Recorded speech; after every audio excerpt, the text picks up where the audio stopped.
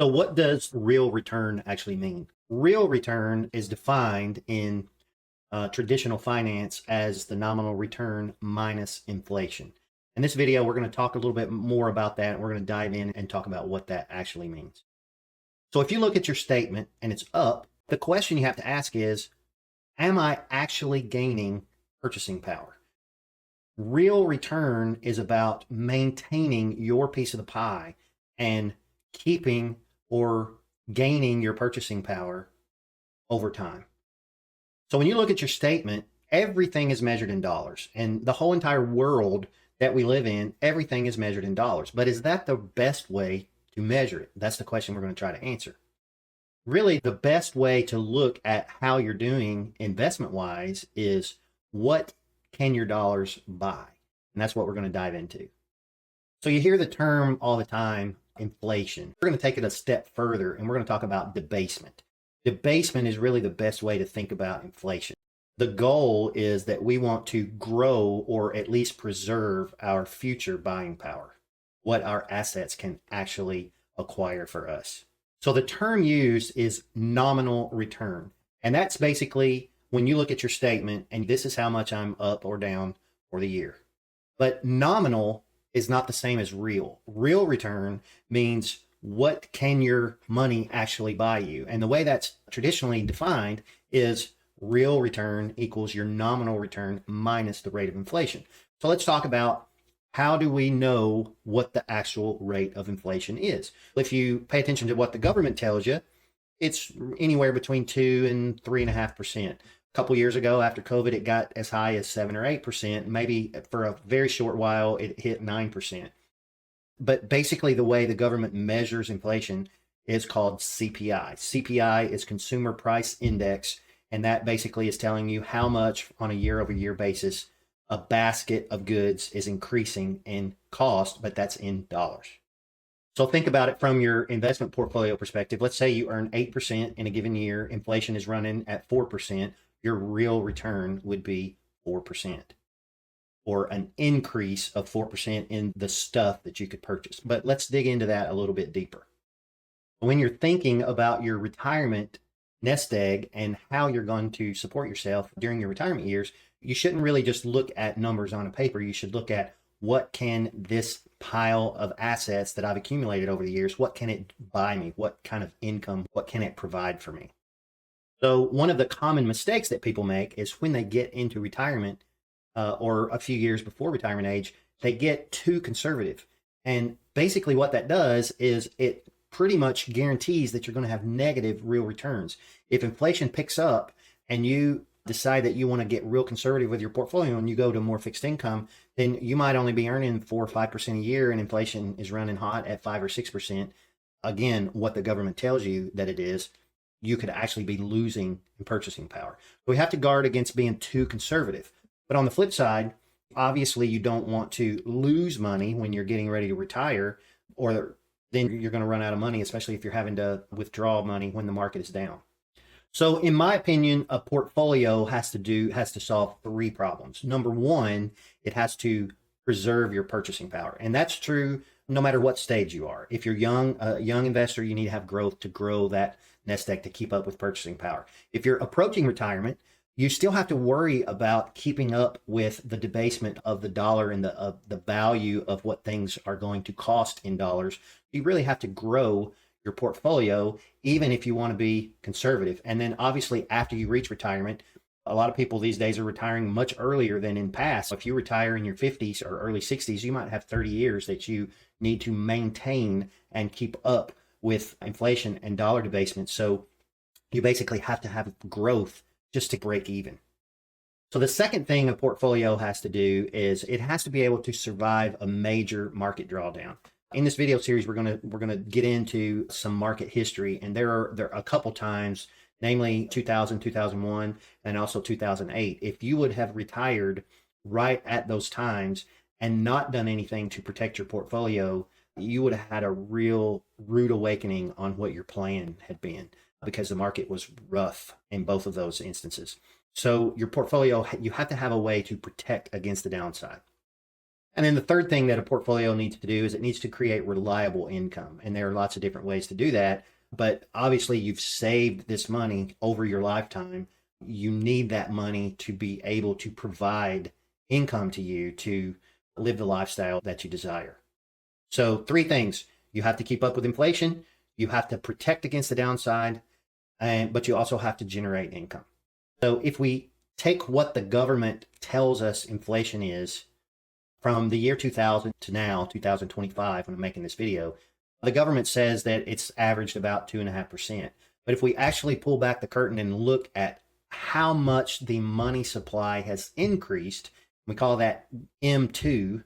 That's a measure of how much money is floating around the system. The actual increase year over year from 2000 to today has been 6.8%. So when we think about nominal versus real returns, those are the numbers that we need to key in on. You can see how it's just steadily grown and grown over time.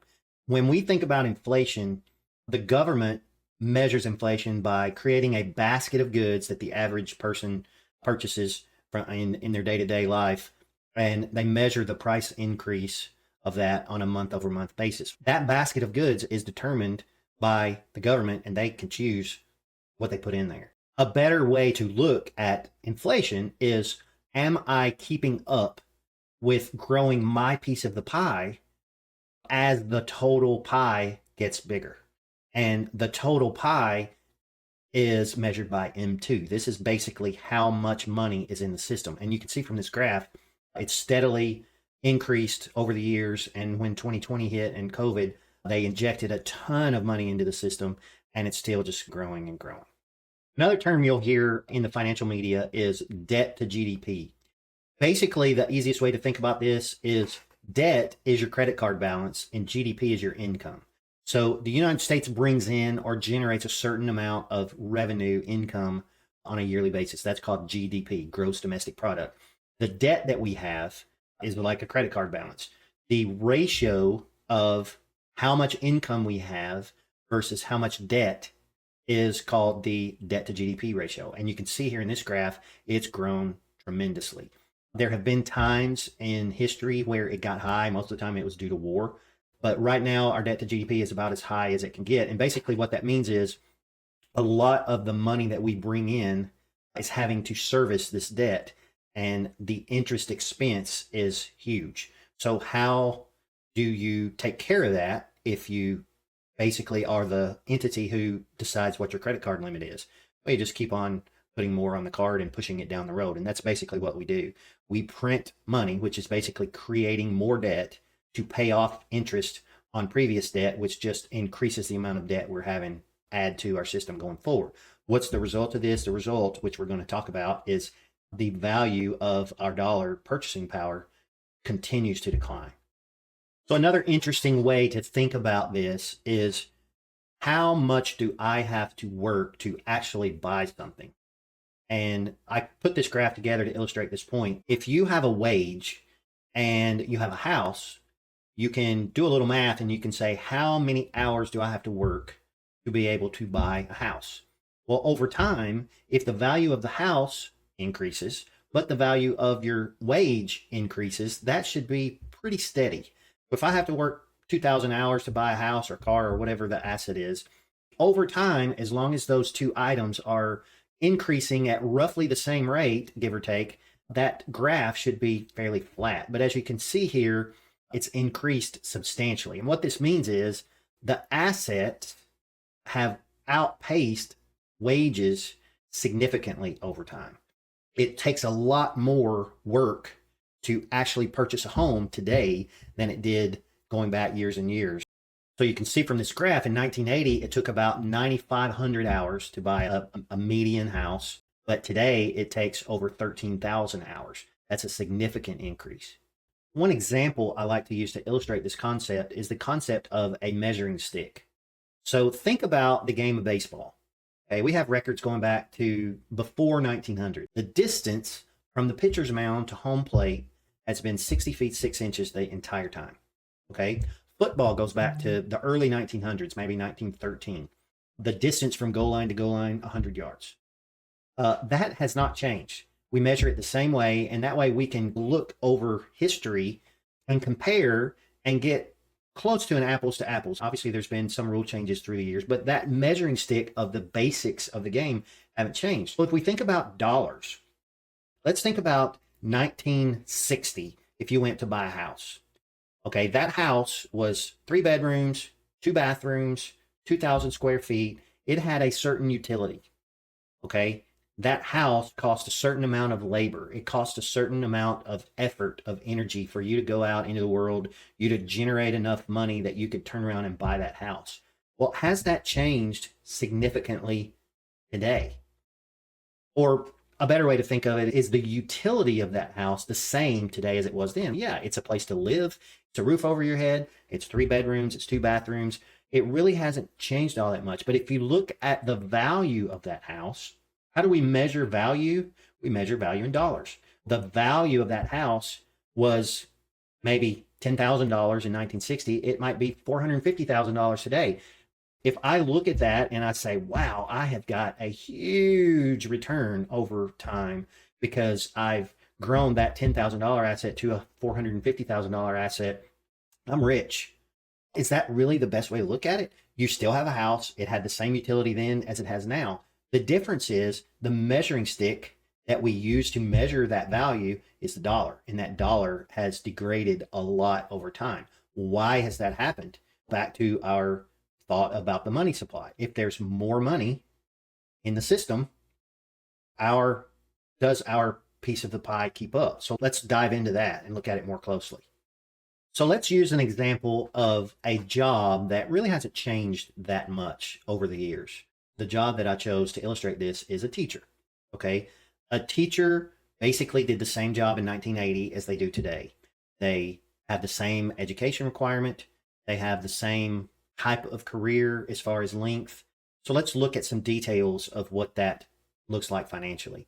In 1980, I calculated the average salary for a teacher that was near retirement, not right at retirement, but within a few years, and that out to be just shy of $30,000. So fast forward to today, which is 40 years later, and that salary is closer to $87,000. Okay, that seems like a pretty big jump.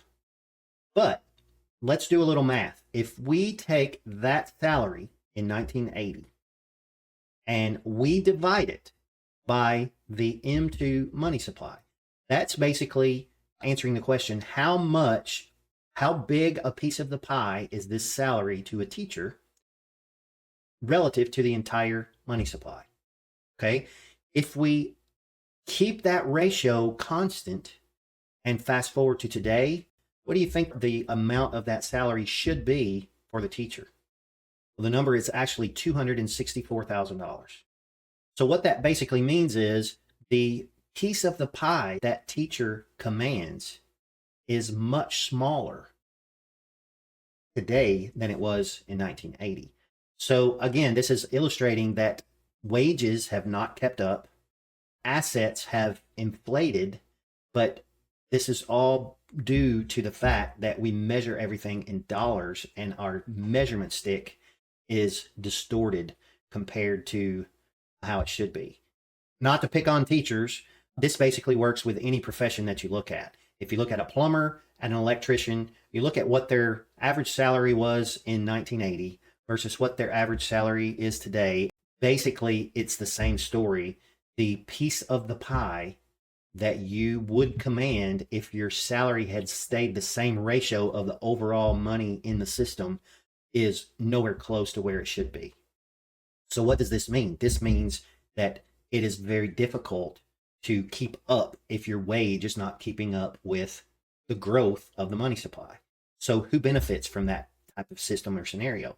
The main beneficiary are people who own assets. People who own assets are the wealthy or people who have saved well for retirement. But again, the concept is if I have $1 million, woohoo, I'm a millionaire.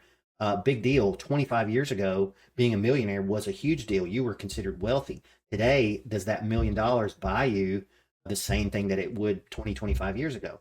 25 years ago, you could buy a house, 5 cars, an airplane, and land, and you could have a lot of stuff for $1 million. Today, that $1 million doesn't go nearly as far as it did. And that's because the value of the dollar has declined. And in my opinion, it's going to continue to decline. It may even accelerate. So if the dollar is so bad, what are some alternatives in how to look at this? I'll put this chart together just to illustrate this concept. What we're looking at here is an existing home in the year 2000 would be valued at just right at $140,000.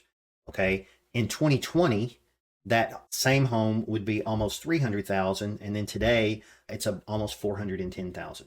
So that's value in dollars. What if we valued that exact same home in another asset instead of dollars?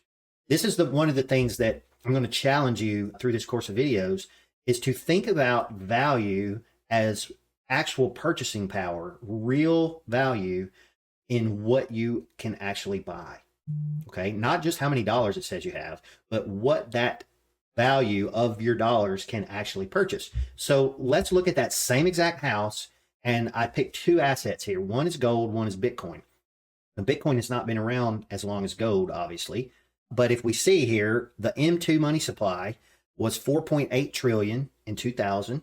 It was about between 17.5 and 18 trillion in 2020. And today it's almost 22 trillion. So that goes back to that 6.8% annual increase in the money supply from 2000 to today. What if we priced that house in gold? Let's look at the price of gold. In 2000, gold was $279 an ounce. In 2020, it was $1,770 an ounce. 2025, it was $3,400 an ounce. It's continuing to rally, and it's over 4,000, approaching 4,500 as I make this video. So the value of gold, again, think about it in this way. Is it increasing? Is it increasing in what? It's increasing in dollars, but is that because the gold is becoming more and more valuable, or is it because the dollar is declining and becoming less valuable? Okay, it's a flip side to the same coin. So back to our home, if we priced that home in gold instead of dollars, if we look at the price in dollars, it steadily increased the value of the home over time. But if we look at it in gold, in 2000, it took 499 ounces of gold to buy the house. In 2020, it took 168 ounces of gold. In 2025, it's only going to take 119. If I ran this to what the price of gold was today, it would probably be under 100 ounces of gold. So think about it this way. If you had a big, huge warehouse full of gold bars in 2020, and you just kept the gold, didn't do anything with it, one of the big negatives that people attach to gold is it doesn't produce anything. It doesn't have a dividend. Gold is designed to preserve value over time. Our dollar used to be attached to the gold standard. We came off of that in 1971.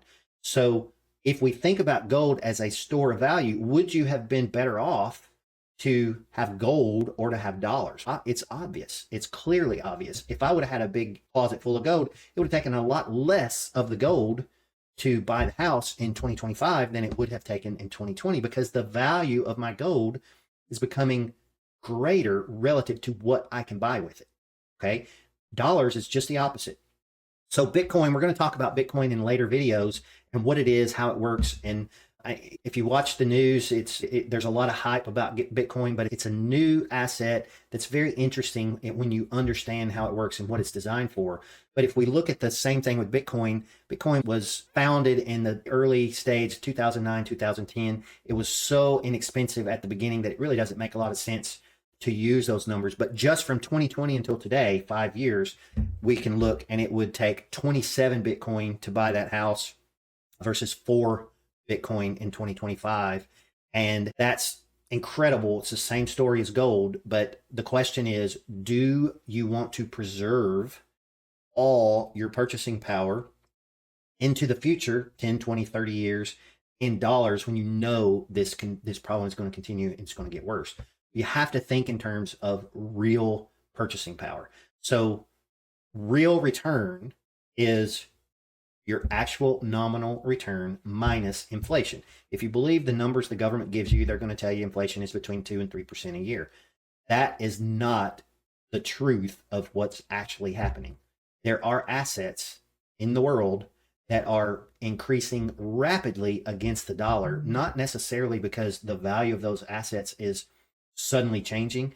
It's strictly because the value of the dollar is declining.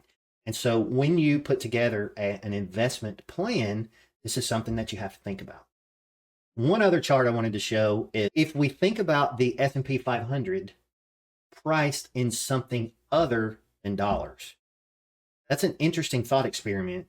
And if we look at the chart of the S&P 500 over the last 10 or 15 years, it's just ballistic. It's gone straight up.